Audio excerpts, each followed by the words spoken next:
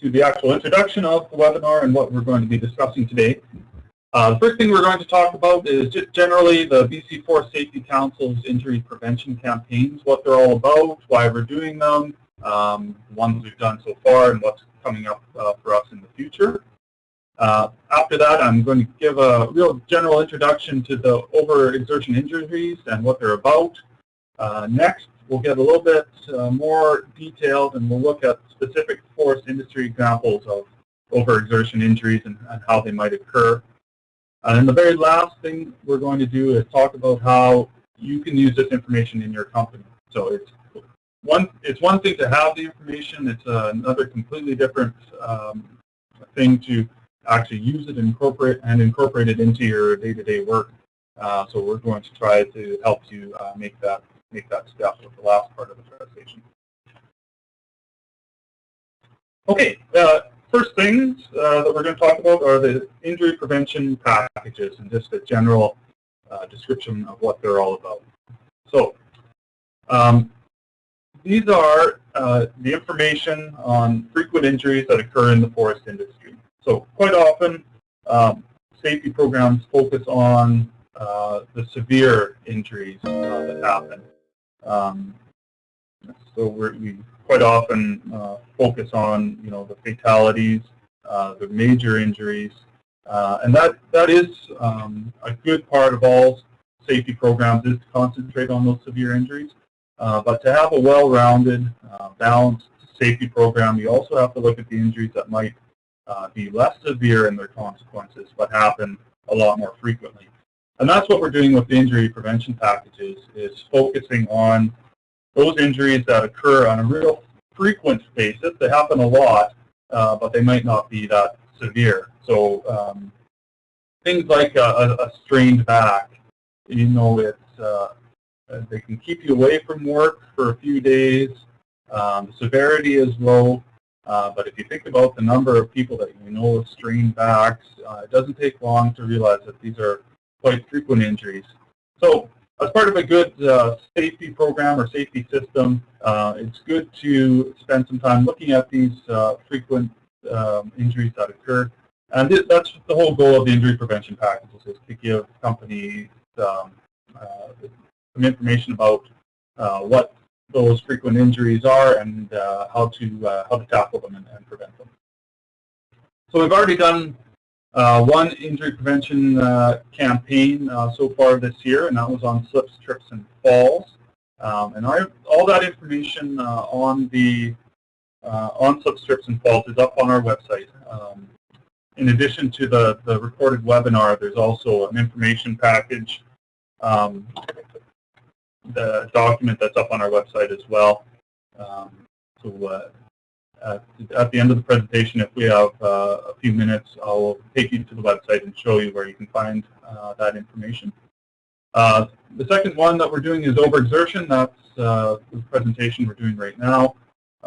Look for 2 more presentations and information packages this year. They're going to be their focus is going to be on struck by and fall from height injuries. Now, the lingo is a little bit unclear with those two. What we're talking about when we talk about struck by and fall from height injuries, these are WorkSafe BC injury classifications. So struck bys could be, struck by a vehicle, struck by a tree, struck by a log, or a stump rolling down a hill. Those are the types of injuries that get classified as struck bys.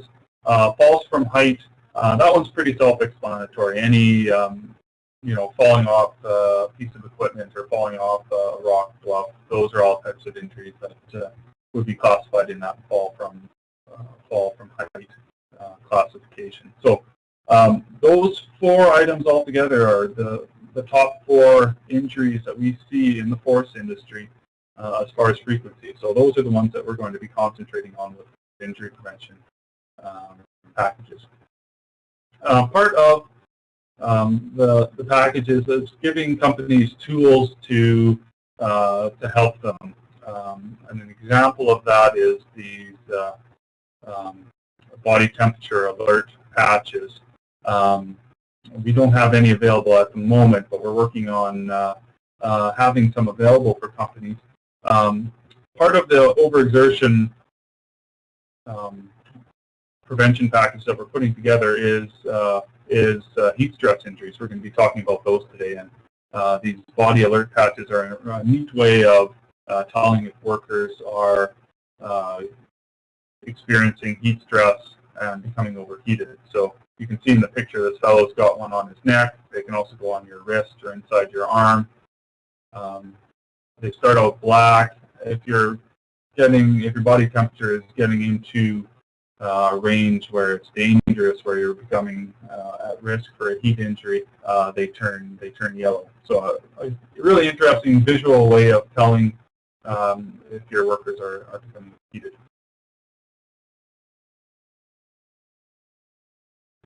Okay, we're going to spend some time just talking about overexertion now, specifically. And this is the part of the presentation where I need a little bit of your participation. And we're going to be using that raising your hand function that hopefully you have found. So just to try it out initially, if Laura, Nadine, and Sean, if you could all try just hitting that raising your hand button. Laura and Sean have got it, and Nadine has got it as well. Okay, excellent. I've got quick studies here. So turn it off, and I'm going to go through a series of questions for you. And the questions basically is how, I'm going to present and list a few different types of overexertion injuries, pardon me, and put up your hand if you've had those type of injuries. All right.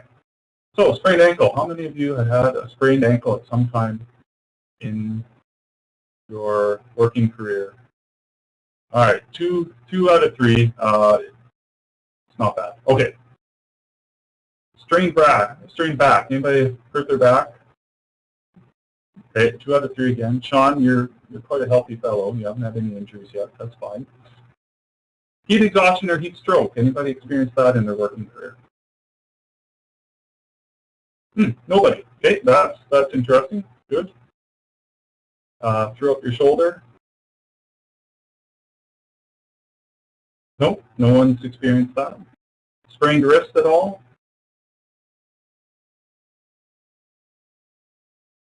Nope, nobody for sprained wrist. Okay, so it seems like sprained ankle and strained back seem to be our top ones for you guys.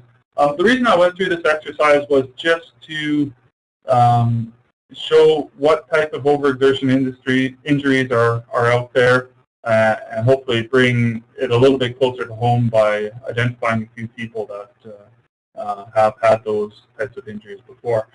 Personally speaking, I've had all of these. All 5 injuries I've experienced at one point or another in my career. So the point I'm trying to make is these are very common sorts of injuries that if you haven't experienced yourself, you probably know someone who has experienced. Okay, thanks for your participation. That worked well.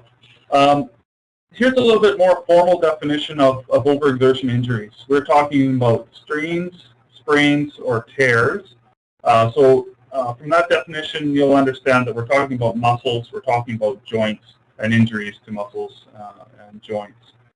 We've also added heat exhaustion and heat stroke into this overexertion category. It was timely. We're heading into a stretch of hot weather for most parts of the province, and we might be running into these sorts of heat stress injuries at work here before too long. So it's a good time to talk about heat stress injuries. This diagram is an interesting one, this picture that I've put up about heat stroke and heat exhaustion. Generally speaking, these heat stress injuries like heat stroke and heat exhaustion are caused when the internal body temperature rises to a dangerous level. Heat exhaustion is the milder of the two. Heat stroke is more serious, is very serious, in fact, and is life-threatening. The point I wanted to make with this picture is the way to tell the difference between the two. The signs and symptoms are similar between the two as far as, you feel weak, nauseous, dizzy, you've had a history of working in hot conditions that day. But with heat exhaustion, you're still able to sweat. So you'll have sweaty skin. Your skin might be clammy, so it might be a bit cool and moist from the sweat. So that's less serious. You can still treat that as a first aider by rapidly cooling them and giving them some liquids if they're conscious. Heat stroke, on the other hand, your body is so hot that it's lost the ability to sweat. And as far as treating that type of injury, it's rapid cooling of that person and transporting them to a hospital as fast as possible, because their body temperature will keep increasing to very dangerous levels without medical help. So I just wanted to throw that picture in there just to explain the difference between the two. It's an important distinction. So remember, heat exhaustion, less serious. You're still able to sweat. Heat stroke, if you're overheated, you can't sweat anymore. That's life-threatening. Okay, part of this presentation will deal with some graphs and some stats that I've put together on overexertion injuries. These stats and graphs are from WorkSafe BC data. It's from the 2001 to the 2010 time period, so it's over a period of 9 years, and it focuses just on forest industry workers. We will drill down and get a little bit more specific about the top 3 occupations for injury claims, and those are tree fallers, log truck drivers, and tree planters. We will be focusing on those 3 groups specifically. But the first graph that I'm going to be showing you deals with the forest industry as a whole. And here it is. So this graph, what you're looking at is information about just overexertion injuries by body part for that whole forest industry group. So the key message to take home here is the high frequency of back strain and knee sprains. So those are your top 2 body parts that are susceptible to these overexertion type injuries. And probably not surprising, we've intuitively, I think we know that backs and knees and ankles and feet is number 3. Those joints are pretty susceptible to being injured when you're doing the physical type work that we do in forestry. Now these, just to give you a little bit more information about what you're looking at, these are the number of injuries that are reported to WorkSafe BC that either resulted in short-term disability or long-term disability. So these are lost time injuries that workers have had attributed to overexertion type injuries. Okay, I'm going to move into some specific industry examples. Bring it a little bit closer to home. We're going to be looking at those 3 specific groups that are at high risk for injuries: the fallers, our log truck drivers, and our tree planters. We're going to start out with a falling example.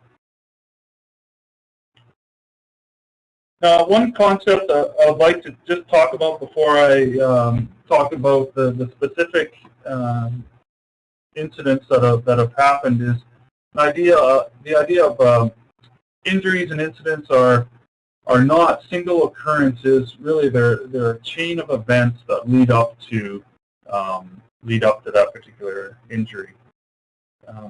Before I read you this quote, I'll set it up a little bit. Quite often when we're looking at incidents or injuries, we really focus in on, you know, that one act that the person did that caused the injury. So, you know, driving with vehicle accidents, quite often you hear, well, they were driving too fast for the conditions, period, and that's the only cause of that particular incident. But really, there's so much more behind injuries and incidents, and as people in the forest industry that are interested in safety, and perhaps you are managing the safety program or safety system for your company, we really need to look at a broader view of what causes incidents, and this quote speaks to that. So I'll read it to you guys, and then I'll do a little bit more explanation after it. The quote comes from James Reason. He's a researcher that did a lot of work looking into human error. So rather than being the main instigators of an accident, operators tend to be the inheritors of system defects created by poor design, incorrect installation, faulty maintenance, and bad management decisions. Their part is usually that of adding the final garnish to a lethal brew whose ingredients have already been long in the cooking. And that's the last sentence really brings it home. You know, so many of the incidents that we see, there's many circumstances or factors that are being in place and are working against that person just prior to their injury or the incident. And as the quote says, you know, that act of that person is just the final garnish that actually causes the incident to happen. So, so this is why I've presented these incidents as a chain of events, rather than, you know, one incident or one action leading to a particular type of sprain or strain. I've identified a bunch of different factors that all work together and work against people out there, or workers out there that lead up to these types of injuries. And it's our job as safety people to, you know, identify these sorts of chains and look and find where the best spot is to break that chain, so we can prevent the injuries from happening. So here's my falling incident. So we're going to start in the upper left-hand corner. Just our particular faller that we're going to talk about, you know, generally speaking, you know, not the fittest person in the world, you know, poor fitness and some poor flexibility, but, you know, is our typical weekend warrior type person, and we'll head out for a hockey tournament on the weekend. And so once they get back to work on Monday, you know, they're pretty stiff. They're pretty stiff and sore from their weekend activity. When they're driving out to the block that they happen to be working on, it's a rough road, as we all often encounter rough gravel roads. You know, and they might jar their back a little bit on the way out, which kind of maybe sets them up. It could be a little bit more prone for injury that day. When they actually get out to the block, it's a difficult block. It's hard to get around. It's very slashy, very steep. It's not the easiest for the person to get around. So they might take a few shortcuts as far as moving around the block. They might take a few more chances. Poor weather, cold and rainy. Again, that'll contribute to injuries. You know, your muscles will be cold throughout the day. Rainy, your footing might be a little bit slippery, more slippery than normal. And then time pressure. Quite often we all feel some time pressure when we're out there at work. In this particular case, the faller needs to get this block done today, so they're going to be feeling the time pressure, so they might be pressured into taking a few shortcuts that they might normally not take. And one of those shortcuts might be no warm up before beginning work, so they might be a little bit cold. The muscles are cold and stiff when they actually start work. Now, instead of now, this is probably the action that occurs immediately before the actual injury. they jump down to the next log instead of climbing down and walking around to buck the next log. But jumping down to the next log, maybe they land a little bit harder than they thought, and this hard landing ends up in a wrenching of the back and a back injury. So you can see how there's a whole chain of events there, and there might be an opportunity, perhaps, if they did have a proper warm-up before beginning work in the block, it might have prevented that injury from happening. It might have broken that chain at that particular point and prevented that back injury. One thing I do want to mention is this chain can continue on. So after that particular faller injures their back, not seeking first aid, not following up and getting the proper treatment for that back injury can lead to a more severe, more serious back injury. So that chain can continue on and lead to more serious injuries if it's not identified and dealt with properly. Okay, now here's some specific stats on fallers. Now what we're looking at here is all types of injuries for fallers. So again, it's faller specific. It's for that 9-year time period, but it includes all injuries, from strains, fractures, lacerations, contusions. You can see the list of all of them on the right-hand side. And then on the bottom part of the actual graph, it has body parts that were affected, and then the number of incidents are on the left-hand side of the graph. So what really jumps out at me when I look at this graph is the knee strains is probably the #1 injury occurrence for fallers. And I think that really has to do with the terrain that most of our fallers are working in, steep ground, uneven ground, extreme conditions, walking on and along logs can lead to, there's a high risk there for knee strain. The second highest is actually face and ears, and what that is, the yellow graph there has nothing to do with overexertion, but it's interesting to note that it is hearing loss is very common amongst fallers and easily preventable with the right hearing protection.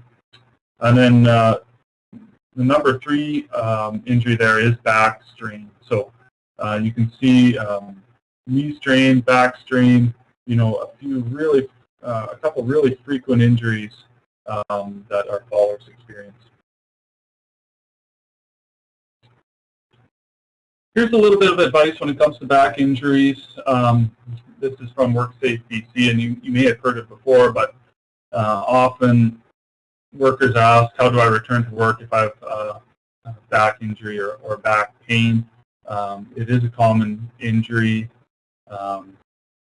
that doctors see and is common in the workplace. So the recent advice is all about getting back to work as soon as you possibly can.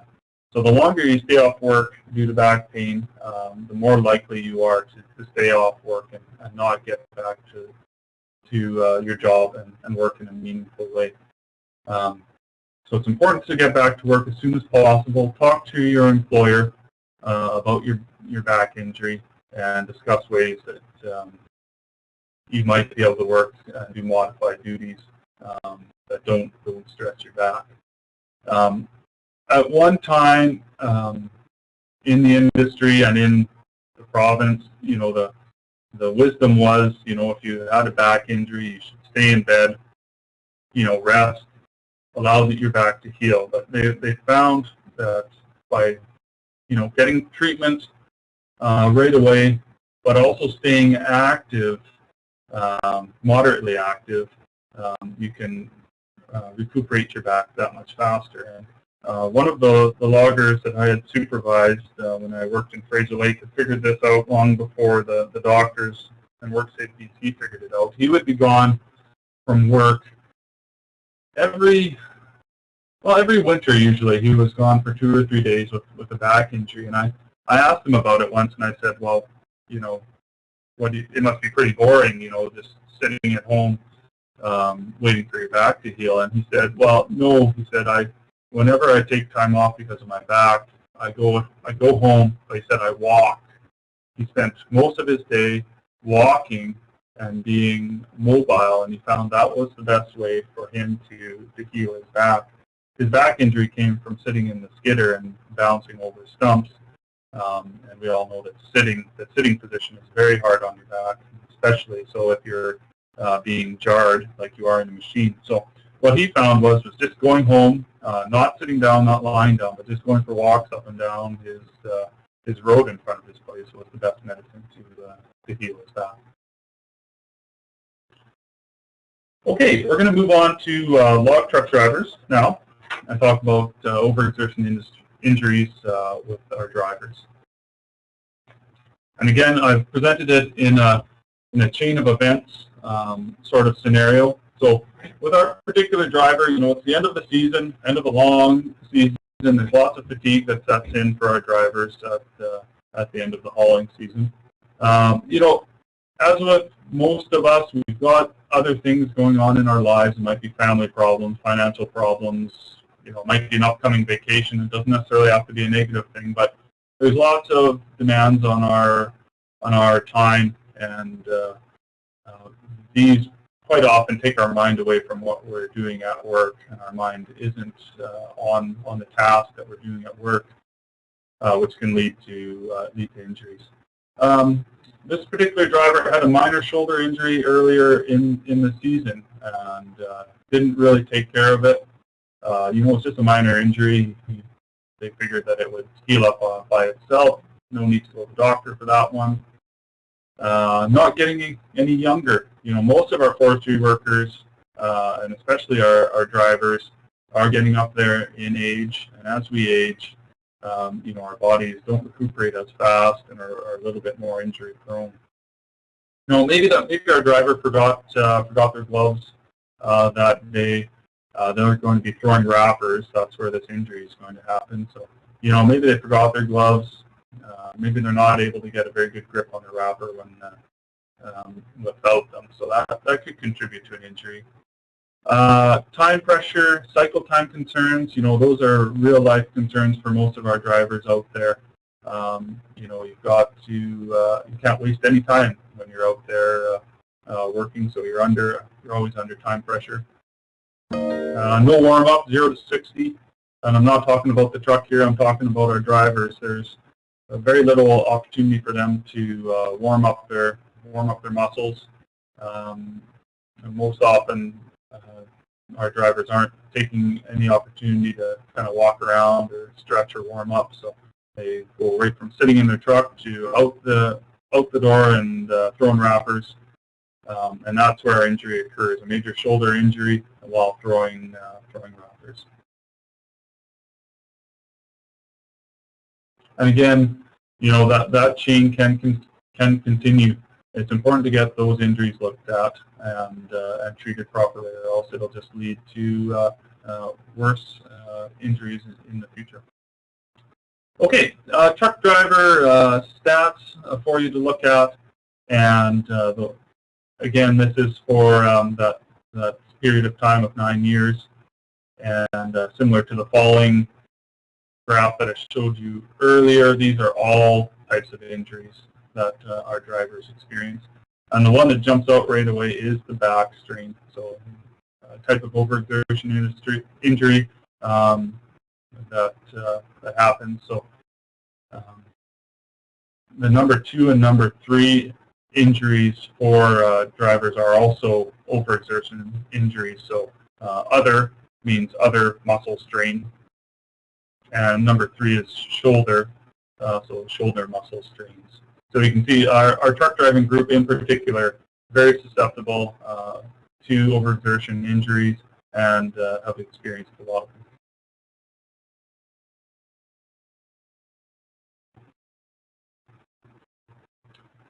Sorry, I clicked something by mistake. Okay, we're back on track.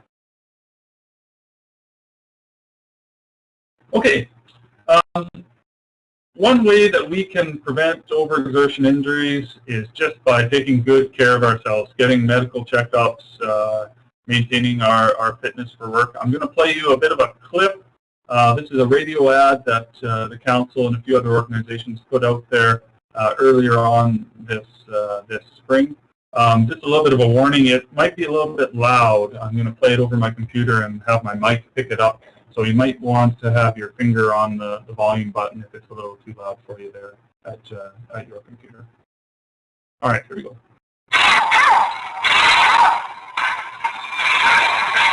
You're working on your rig, making sure it's in good shape for another season of work. When suddenly it dawns on you, it's time for a spring health checkup for yourself. You care for your truck. You should care for your own body. Take yourself in for an eye test, hearing test, medications check, or just a general checkup to make sure you're in good health before you hit the road. A message from the BC Forest Safety Council, the Central Interior Logging Association, and Board of Health. There. So yeah, that's something that went out on the radio just to remind people that you know, during breakup, it's a good time to you know, look after yourself, get yourself checked up. Most drivers I know take great care of their trucks, keep it in tip-top shape, well maintained, but maybe they take a little less care with looking after themselves. So that radio spot was just a bit of a reminder to look after your body as well as your truck.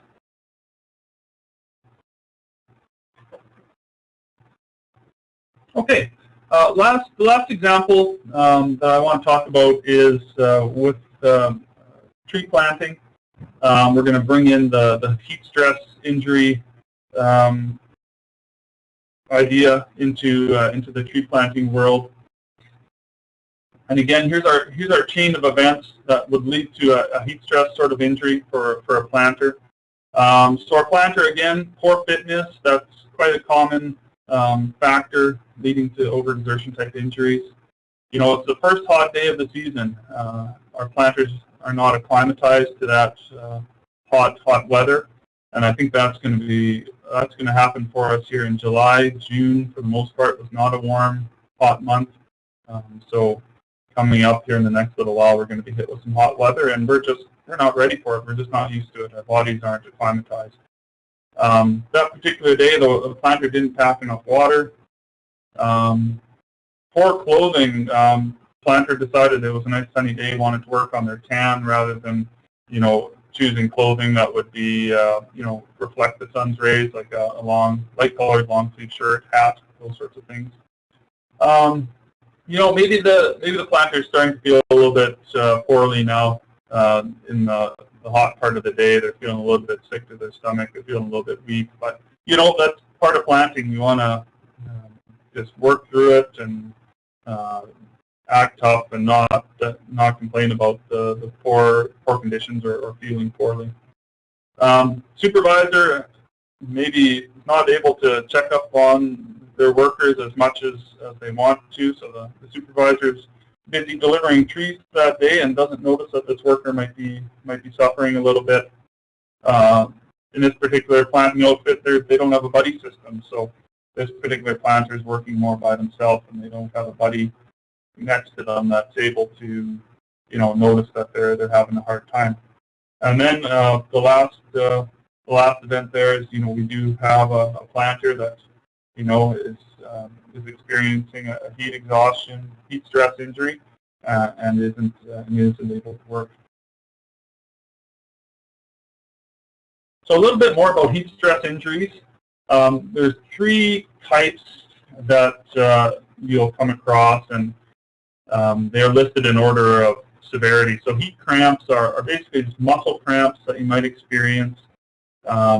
Muscle cramping is usually caused by, you know, you're sweating a lot in the hot weather, you're losing a lot of salts or electrolytes from your body, and when you have a lack of those salts and electrolytes, it can lead to muscle cramps.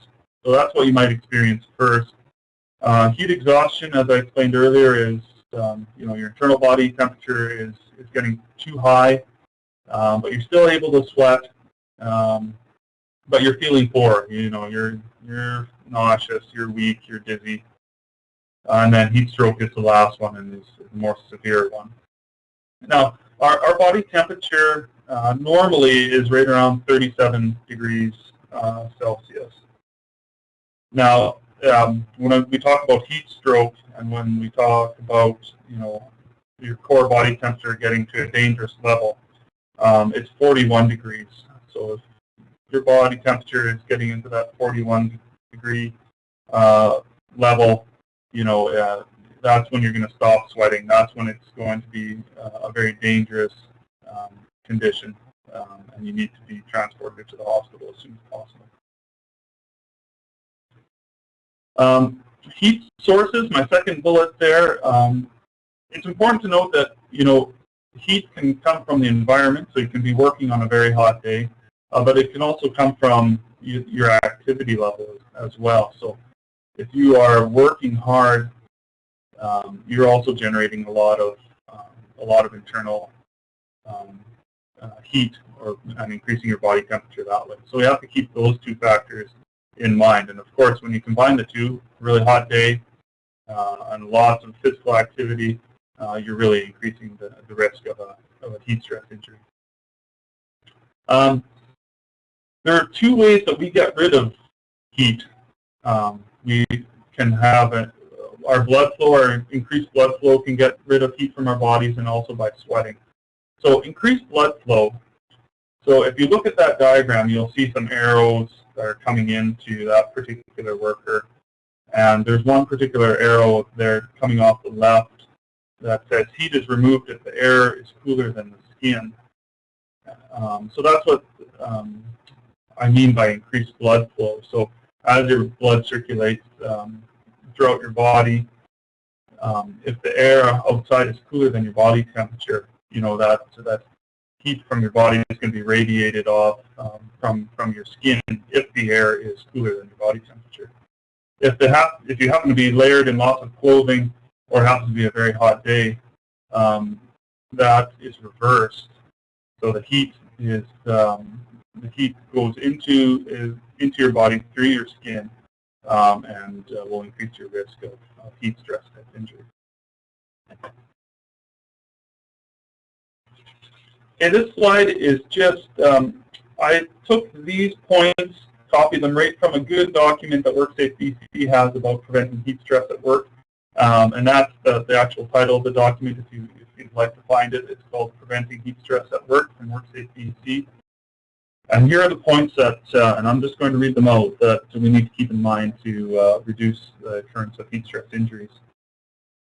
Learn to recognize the signs and symptoms of heat stress in yourself and coworkers, and avoid working alone. Acclimatize your body. Gradually expose yourself to heat and work. Drink plenty of water, 1 glass every 20 minutes. Avoid caffeine, alcohol, and drugs. Wear clean, light-colored, loose-fitting clothing made of breathable fabric. Take rest breaks in cool or well-ventilated areas. And schedule work to minimize heat exposure. So all those points, really good bits of advice to help us minimize heat stroke, heat exhaustion, and heat cramps. Okay, here are some statistics about our tree planting workers. Unfortunately, there's no statistics or information I can find about the occurrence of heat stress type injuries. So we're going to move away from that topic for the moment and just put our focus back on strains and sprain type injuries in the planting world. Right away, you'll notice that wrist, fingers, and hand type injuries are very common, and knee strains are common, and also back strains are common. And if you think about the tree planting movement, the amount of weight planters are carrying around in their planting bags, the repetitive nature of the movements that are required to plant the trees, it makes sense that knees and backs and wrists all are at increased risk of having injuries and overexertion type injuries. Tendinitis is a really common wrist-type injury, and you'll see that that's that dark red bar, and it's a very common injury amongst planting. That constant jarring of the shovel hitting the ground to open up the hole for the seedling really places a lot of stress on the wrist, and that's where you get that high occurrence of tendinitis injuries. Okay, that wraps up the industry examples. This is the last section of the presentation, and we're going to be talking about how to use this information. So yes, Gerard, that information was interesting. Thank you very much. But what do we do with it? Well, how do we integrate this into our company? So here are some suggestions. So the tools that we'll have available to you. So we've got this PowerPoint presentation. It'll be available to you to use in your own workplace. We've also got this recording. I'm recording it right now, so you'll be able to play this recording back to your workers if you'd like. Crew talks. In addition to this webinar, there will be a document, as I mentioned earlier, that'll be up on the website, or you can email me if you would like a copy of it. And part of that will be some suggested crew talks. So if you have a monthly safety meeting, a tailgate meeting, for example, where you want to talk about overexertion injuries, there will be crew talks already developed, tailgate meeting notes already developed, so you'll be able to print those out and just take them out, and you'll have a nice presentation to do at your next meeting. There will be posters available. The artwork you see on the right there is an example of the type of poster that will be going along with this injury prevention package. I really wanted to highlight that the back strain is the #1 injury for our log truck drivers. So we'll be producing a poster that will look like this, that will be available, put up in, I'm thinking right now, the scale shacks is probably the best place to get this information out to our drivers. And then the resource package as a whole, like I said, that's going to contain all the information, the image for the poster, the crew talks, the PowerPoint presentation. You'll be able to find all that information in one package, the resource package, and that'll be up on the website. Or like I said, you can email me as well, and I can send it to you.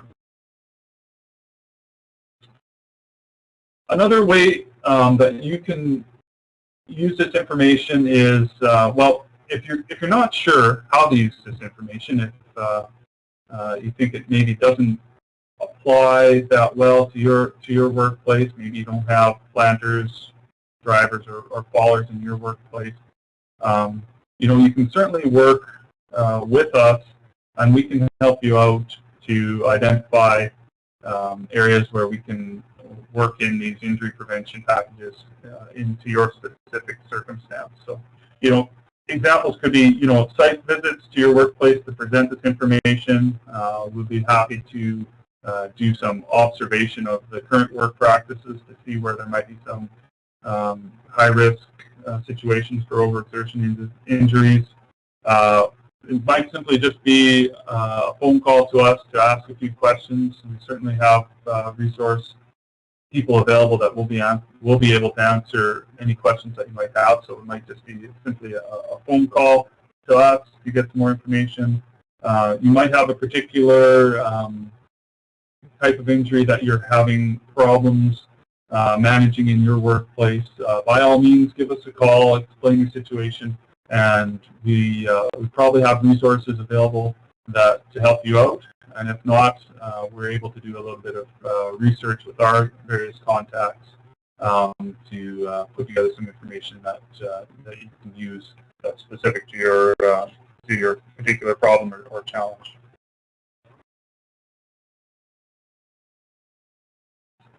And on that note, here's my contact information, my email address, and that's my direct line phone number.